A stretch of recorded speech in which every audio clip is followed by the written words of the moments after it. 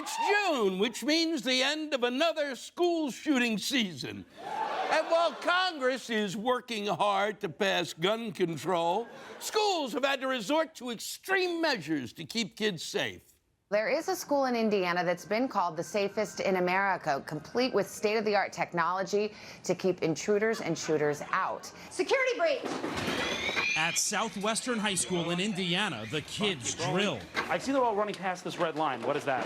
The red line is a security measure, and that's in place because if we stand behind this red line, if there's a shooter at the door, they cannot see the children. The kids have to crouch behind a line on the floor and hide behind their textbooks. When I was in school, the only thing I had to hide was my boner. Because Mrs. Malloy drew a number 8 that looked like boobs. Anyway, since this school knows guns aren't going away anytime soon, they have to go above and beyond to protect their students. The school's secret weapon, called hot zones, exploding smoke cannons hidden in the ceiling. There is smoke. It is loud, and it's meant to disorient the suspect. I mean, look at this. The smoke is filling the hallway. You can barely even see me. Whoa. I love this idea, but it's way too expensive for every school. You don't need fancy machines to fill a high school with smoke. Just get your JV lacrosse team to do it with their vape pens. Now you're blind and you smell like razzleberry. So that all seems pretty high-tech, but some schools are getting back to basics.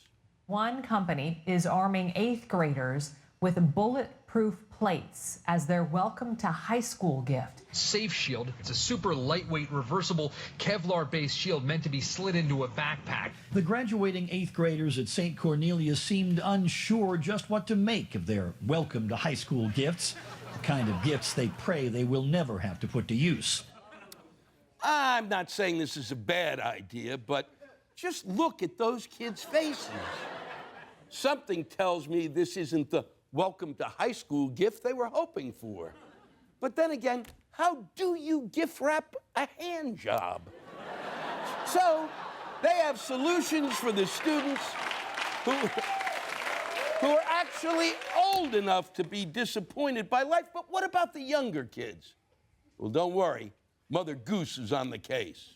A kindergarten class is drawing attention for using a lullaby to teach students about lockdown drills. Taped to the classroom's chalkboard is a rhyme set to Twinkle, Twinkle, Little Star, rewritten telling students what to do if there's a shooter at a school. It goes lockdown, lockdown, lock the door, shut the lights off, say no more, go behind the desk and hide, wait until it's safe inside. Lockdown, lockdown, it's all done. Now it's time to have some fun.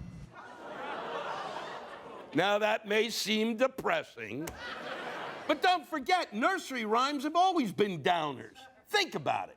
Jack and Jill is about 2 kids who fall down a mountain. Humpty Dumpty is about a suicidal egg.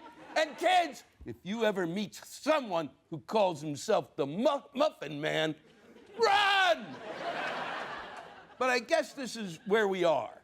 Schools have to do this shit because Congress is too afraid to touch guns. So I wrote a nursery rhyme for them.